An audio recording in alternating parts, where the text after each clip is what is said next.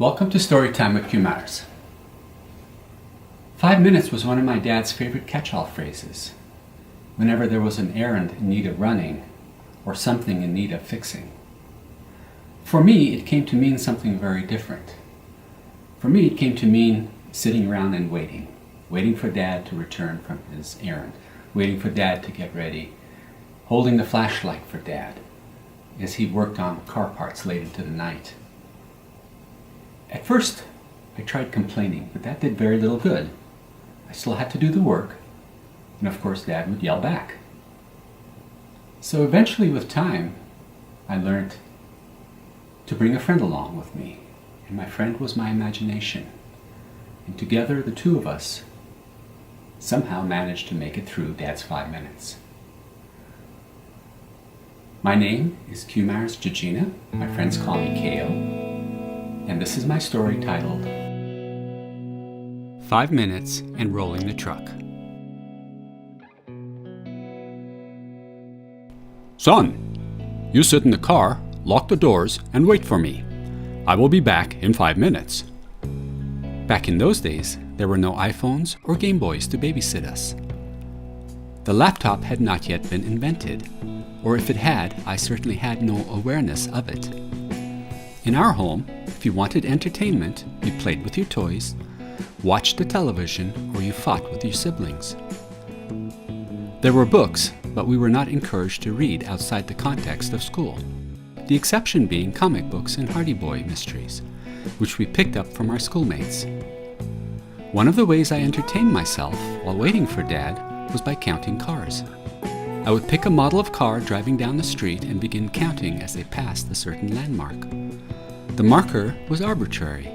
It could be under a traffic light or in front of a street vendor's kiosk. What made counting cars more fun was having someone to join in. In the late 60s and early 70s, the Paykan or Hillman Hunter was the most popular model of car to roll down the streets of Tehran. Selecting it meant you were almost certain to win. To even up the odds a bit, the other person could choose multiple models of vehicles to count. The Volkswagen, Peugeot, Mercedes, and Citroën evened up the odds by just a little. Waiting for Dad to return, I got to know my vehicles by sight. Another way of entertaining myself was to people watch. Most of the places where Dad went to run his errands had shops. Sometimes I waited in the car, and other times outside the shop. Shops meant people, and people had interesting body language. I could spend hours observing how total strangers interacted with one another. Take, for example, the beggar and the benefactor, the woman and the shop merchant. And, as I grew into my teens, my curiosity expanded. I began to take notice of the young women walking down the street. To this day, I love to people watch. Dad knew better, and whenever he had brother and me join him, he would separate us by placing one in the front bench seat and the other in the back. While the separation helped, it by no means put an end to the bickering. The front seat was the coveted seat of choice.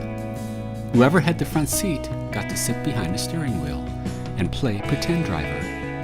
When it was my turn, I would make believe I was driving through the streets of Tehran, swerving in and out of traffic, making quick turns in an attempt to stop hitting noisy mopeds or pedestrians who jaywalked in the middle of the street, blowing my horn and yelling cuss words out the window, just like Dad, Allah and Khar being two of his favorites. I loved the tension of turning the steering wheel hand over hand. I could hear the sound of rubber popping as the tires fought a losing battle against the hot, sticky asphalt. Finally, the day came when I decided to try and roll the truck on a partially sloped street. I watched and made sure Dad was well out of sight. Knowing he would not return for at least 5 minutes, a half hour was more likely. All the practice I had helping Dad work on the car came in handy. I began the process by stepping on the brakes, releasing the emergency brakes, depressing the clutch, and allowing the truck to roll a couple of inches. Slamming on the brakes, engaging the gear back into first, setting the emergency handbrake. What made it easy was the Jeep did not have a locking ignition or steering lock, no power brakes or steering. All had gone well There was a rush of excitement.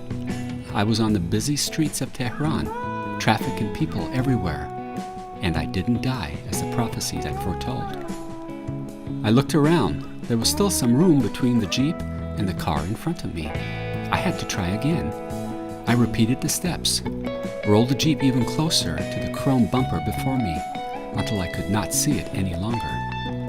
That was good enough for my first time rolling the Jeep on the streets of Tehran.